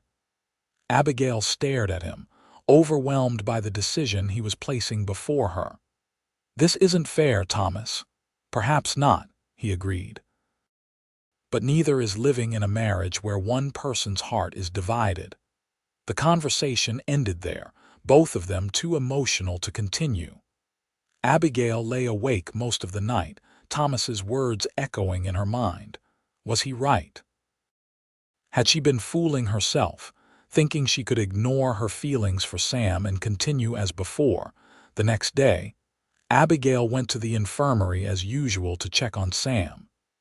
He was sitting up now, able to feed himself and moving around a bit, though still far from fully recovered. "You look troubled," he observed as she checked his bandages. Abigail tried to smile. "Just tired. It's been a long week." Sam caught her hand as she worked, forcing her to look at him. "What's wrong, Abigail? And don't tell me it's nothing. I know you better than that." The concern in his eyes nearly undid her composure. How could she tell him that her marriage was falling apart, partly because of feelings she had developed for him? It seemed impossibly selfish and unfair to burden him with that knowledge while he was still recovering. "Thomas has been offered a teaching position in Denver," she said instead, sharing only part of the truth. "He wants to accept." Sam nodded slowly. "It's a good opportunity for a man with his skills. Will you go with him?" The direct question caught Abigail off guard. I don't know. We're still discussing it." Sam studied her face, seeing more than she wanted him to. "Is there something else? Something you're not telling me?" Abigail hesitated, torn between honesty and caution. "It's complicated," she said finally. "Life usually is," Sam replied, releasing her hand. "But if there's anything I can do to help, you know I would." The sincerity in his voice made her decision even more difficult. What did she truly want? The safe, familiar life with Thomas, a man she respected and cared for deeply. Or the unknown path with Sam, a man who stirred her heart in ways she hadn't thought possible? "I know," she said softly. "Thank you." The following days were a blur of conflicting emotions for Abigail. Thomas moved forward with his plans, accepting the position in Denver and making arrangements for their departure at the end of the month. He was kind but firm in his resolve, giving Abigail the space to make her decision while proceeding as if she would choose to come with him. Sam continued to recover, gradually regaining his strength. He spent time with Lily whenever Abigail brought her to visit, but seemed to sense the tension between Abigail and Thomas and kept a respectful distance from their family concerns. It was Lily who unwittingly brought matters to a head. During one of their visits to the infirmary, she announced to Sam, "We're going to Denver. Papa's going to be a teacher in a big school." Sam's gaze flew to Abigail's face. "Is that so?" he asked mildly. "Papa says there are lots of children there for me to play with," Lily continued, oblivious to the undercurrents between the adults. "It sounds like a fine place," Sam agreed, still watching Abigail. "When do you leave?" "End of the month," Abigail replied, unable to meet his eyes. "Thomas has accepted the position." After Lily had been distracted by a soldier delivering meals to the infirmary, Sam spoke quietly to Abigail. "You've made your decision, then." It wasn't a question, but Abigail answered anyway. "No, not yet." Sam frowned, confused. "But Lily seems to think." "Thomas has decided," Abigail interrupted. "He's taking Lily to Denver. Whether I go with them is still undetermined." Understanding dawned in Sam's eyes. "He's giving you a choice." Abigail nodded, finally meeting his gaze. "A choice I never wanted to have to make." Sam was silent for a long moment. "What do you want, Abigail?" The question, asked so simply, deserved an honest answer. "I don't know," she admitted. "I want my daughter. I want a life that feels right. I want—" She hesitated, then continued softly, "I want not to hurt anyone I care about." Sam reached for her hand, his touch gentle. "Sometimes that's not possible. Sometimes, no matter what you choose, someone gets hurt." "That doesn't make it easier," Abigail said, fighting back tears. "No," Sam agreed. "It doesn't." They were interrupted by Lily's return, and the conversation was left unfinished. But that evening, as Abigail prepared dinner in their quarters, Thomas broached the subject again. "Have you had a chance to think about what we discussed?" he asked, his tone carefully neutral. Abigail nodded, setting down the knife she was using to cut vegetables. "I have, but I'm no closer to a decision." Thomas sighed. "Time is running short, Abigail. I leave for Denver in 2 weeks." "I know," she said, frustration edging her voice. "But you're asking me to choose between my husband and my daughter, or—" She couldn't finish the sentence. "Or the man you've fallen in love with," Thomas completed gently. "You can say it, Abigail. I'm not angry. Hurt, yes, but not angry." Abigail turned to face him fully. "How can you be so calm about this? How can you act as if this is a reasonable choice to make?" Thomas was quiet for a moment, considering his words carefully. "Because I've had time to accept what's happening. I've seen it coming since Pierce carried you and Lily into our lives." "Nothing happened between us," Abigail insisted. "Nothing improper." "I believe you," Thomas assured her. "But something changed for you, didn't it? Something fundamental about how you saw your life, your future." Abigail couldn't deny it. From the moment Sam had lifted her and Lily from the dusty trail, saying those simple words, "Your burden is mine now," something had shifted inside her. It wasn't just gratitude or the natural attachment that forms between people who face danger together. It was a recognition, soul deep and undeniable, that here was a man who understood her in ways Thomas never had, despite years of marriage. "I don't want to lose you or Lily," she said finally, "but I don't want to live a lie either." Thomas nodded, a sad smile touching his lips. "That's all I needed to hear, Abigail. You've made your choice, even if you haven't admitted it to yourself yet." Before Abigail could respond, Lily burst into the room, excited about something she had seen in the parade ground.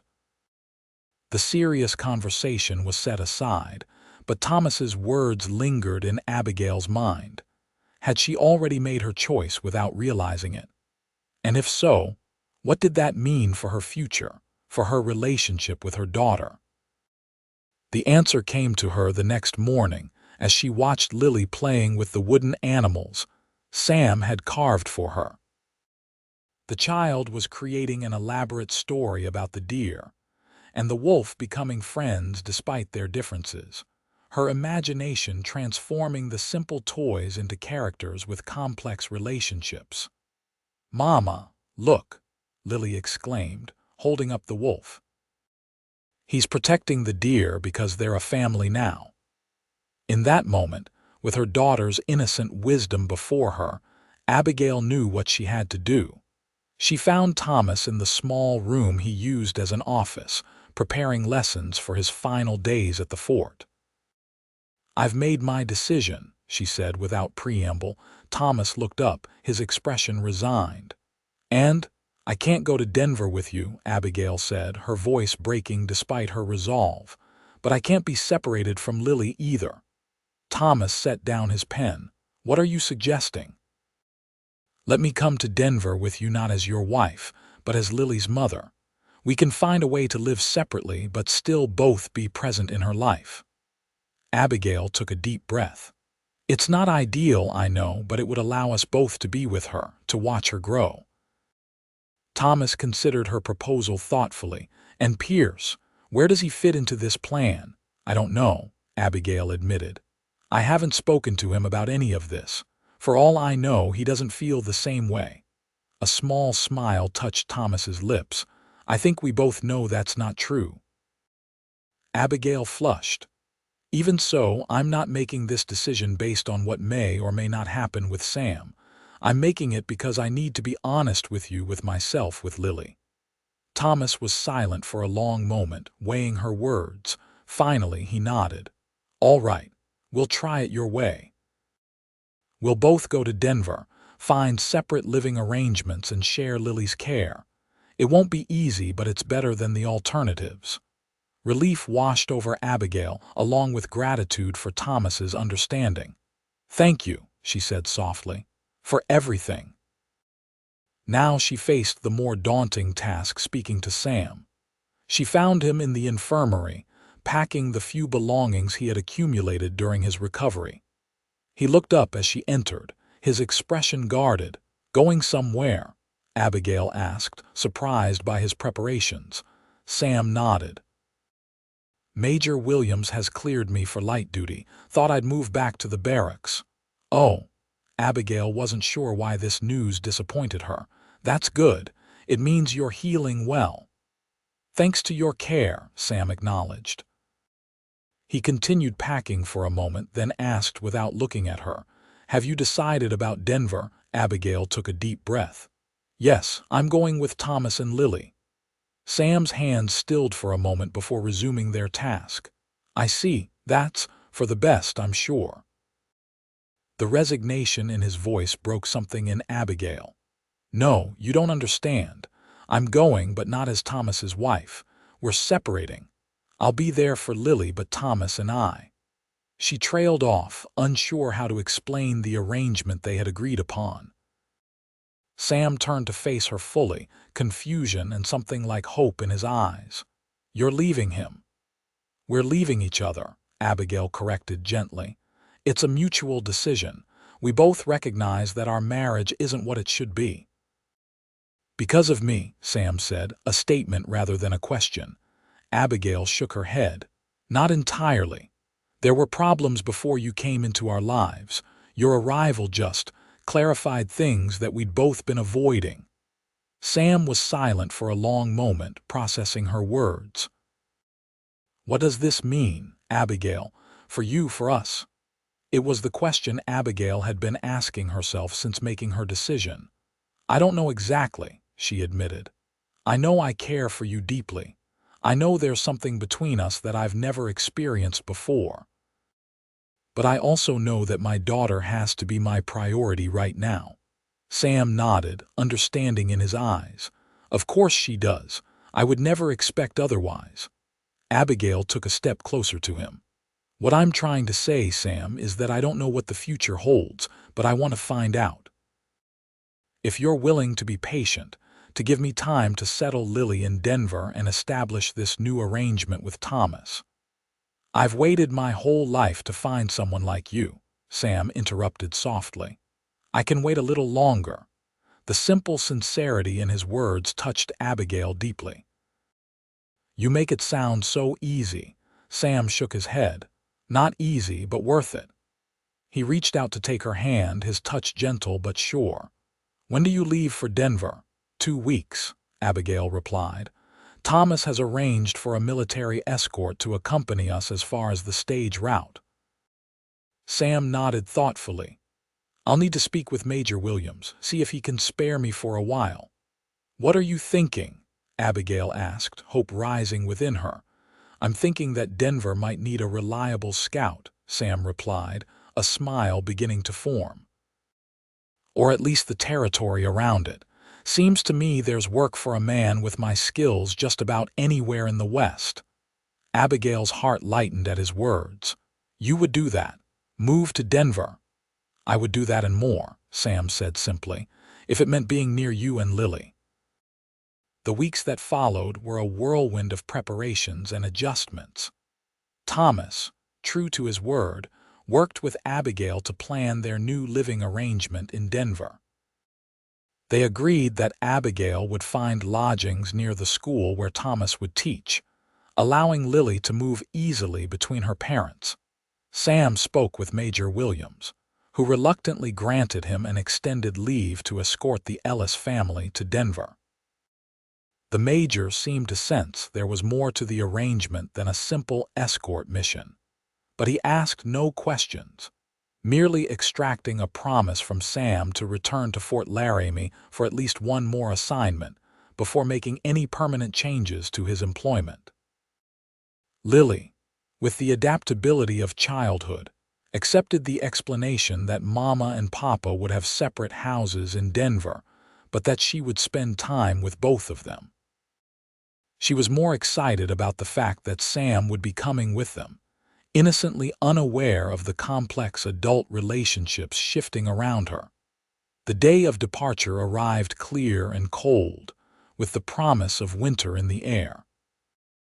The wagon that would take them to the stage route was loaded with their belongings, and a small escort of soldiers prepared to accompany them through the potentially dangerous territory between Fort Laramie and the more settled areas to the south.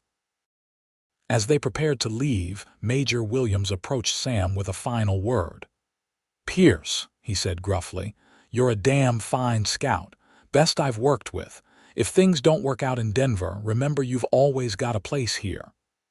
Sam nodded, appreciating the sentiment behind the Major's words.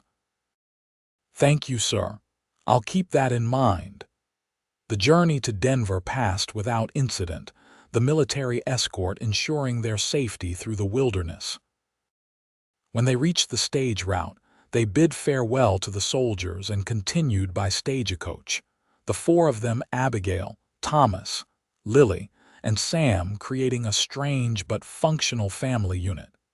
Denver was a revelation to Abigail. Though still a frontier town in many ways, it boasted amenities she had almost forgotten existed: proper stores, a hotel with real beds, streets laid out in orderly patterns. It was a place where civilization was taking firm root, a sharp contrast to the isolated existence they had known at their homestead.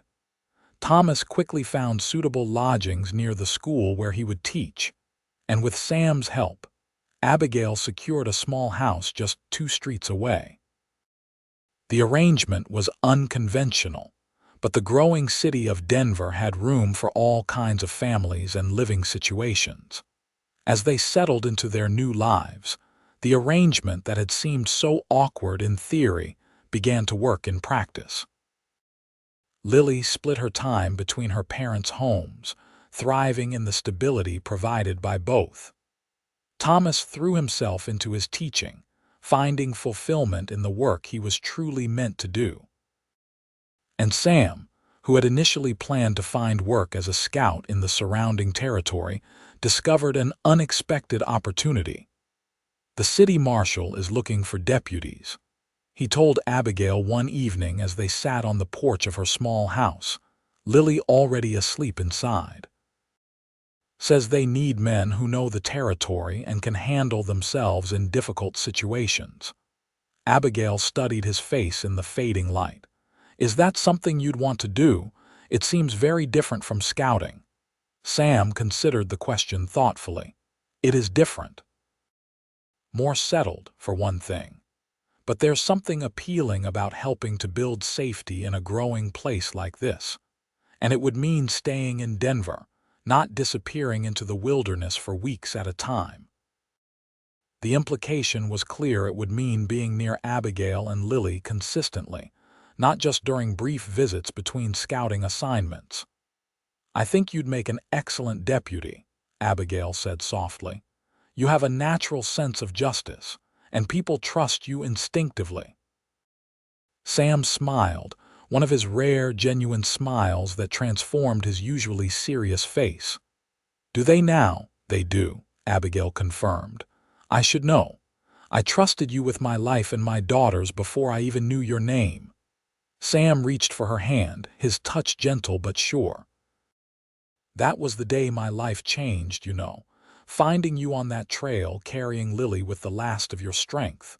I knew then that I'd never be the same." Abigail intertwined her fingers with his.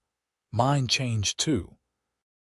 When you lifted us both and said those words, 'Your burden is mine now,' something shifted inside me. It was as if everything that came before was preparation for that moment."